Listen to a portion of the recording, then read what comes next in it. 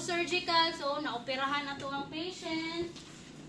So additional, same gyapon no kay standard man iyang set up. So magdungag na lang ta. So additional will be kidney basin with towel, small towel, extra gown, rubber sheet, then big towel. So asa ni ipang position tanan diri sa head part.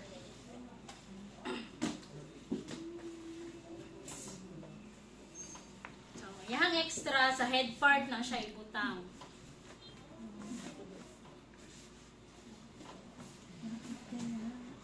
Rubber sheet, towel,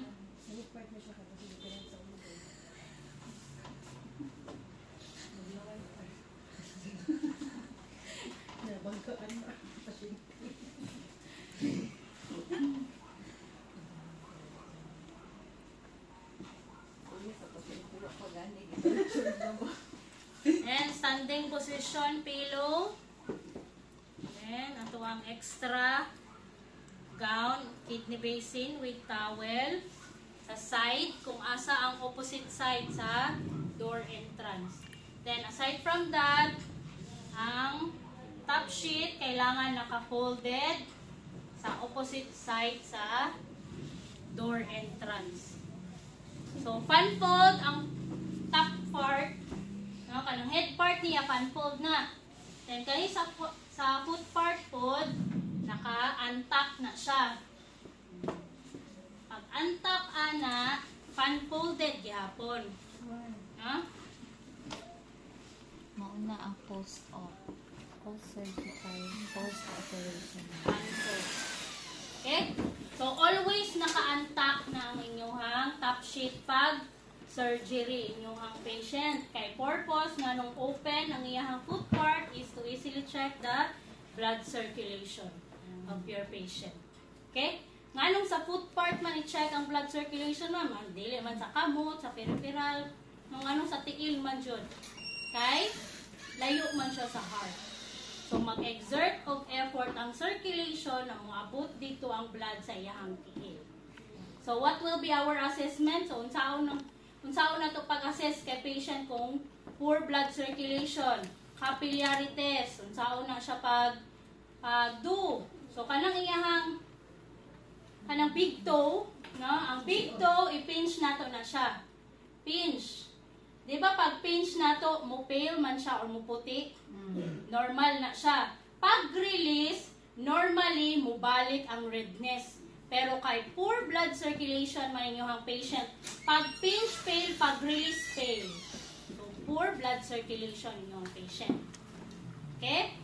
Aside from that, ang iyahang condition, bugnaw, no, bugnaw ang tiil ni patient, loose pad ang tiil ni patient.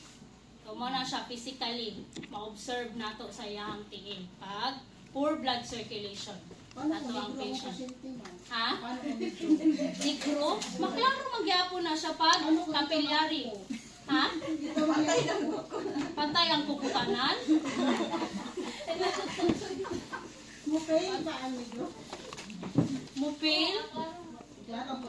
So yung Oo, ang iyang kapot manggod kay maklaro na siya mga tulo. Dili man siya mag-color, di ba? Oh. So ma-check jud na siya.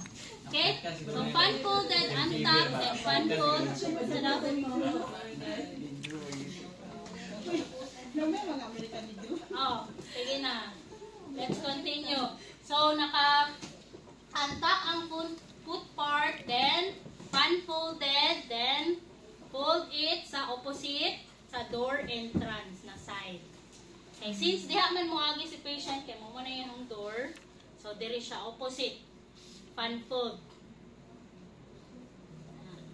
So purpose nganong fan folded ang iyang top sheet para dili po niya mahigdaan iyang top sheet. No?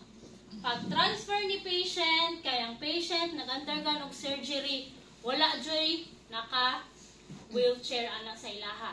Naka-stretcher jud na sila. No? Since naka-stretcher ato ang patient, so ang pag-transfer ana at is nakahigda. No? Kung So, pag-transfer kay patient, so nahigdaan, nasa na yung habol? So, balik na po, kay ang habol, nahigdaan. No? So, dapat full setup na dyan na. Yang top sheet, naka-fan-folded side, para pag-transfer, 1, 2, 3, transfer, cover, dayon patient. Okay? To avoid chilling. Purpose, nga nung natay extra rubber sheet and towel sa head part, then kaning atong extra gum, kidney basin with towel, kay naay possibilities na mag-vomit si patient. No? That's the side effect of anesthesia. No? Mag-vomit jud na sila. So, kailangan naka-prepare na ta. Dili kay kung kanusa pa mag-vomit, dito pa mag-prepare. Okay? So, prepare na na. Basta post-op ganing yung patient. So, prepare na jud ng extra sa may head part. Then, purpose nga nung naka-standing position ng pillow is to protect the head from banging sa iyahang head part or headboard. No? Kaya asa din ang ulo anaan sa ito ang patient, ma'am? Diri di ay. Dili. Ang ulo sa ito ang patient, ang position sa ito ang patient will be total flat on bed. So, ang ulo niya, diri. Dili na siya paunlanan. Dili pud na siya butangag unlan sa tiil. Kay mo pud na ang makatrigger para sa iyahang vomiting effect. Kay unsa man dayang pag ang patient magud na anesthesia, same as well kanang hubog. Diba? Unsa man ang hubog? Diba dili sila gusto magliho kay feeling nila magsuka sila same sa anesthesia nato. O nang at least na sila flat on bed si patient. Okay? O since mag-vomit man si patient, so na siya area kung asa siya mag-vomit. Dili kay masking asa lang siya mag-vomit. In reality class, dili jud kidney basin lang yung makita. Planggana. Planggana. Kaya nga kung kanilang, gamay, overflowing na. No? For assessment purposes, kidney basin with towel. But in reality, planggana nang naadya sa ilang bedside. Okay?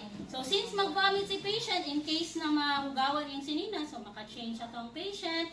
Then, other from kaning ato ang mga extra, naapa na siya yung mga kaning equipment. Like, for example, O2 tank, kung in case na maglisod og hinga atong patient, so matagaan og kaning oxygen. Then, suction, napod na, nakaprepare sa iyang bedside. Kung naay mga fluid, or naay mga secretion na nagbara sa iyahang airway, so masak siya. No? Then, napod na siya IV stand in case na naka-IVF atong patient. Okay? Muna iyahang mga standby materials. Okay? So, muna ito ang post-surgical or post-operative. Ma'am, in case dili siya musuka, diya lang yun na iyahang rubber sheet ng towel, dili lang waon. And next is occupied bed.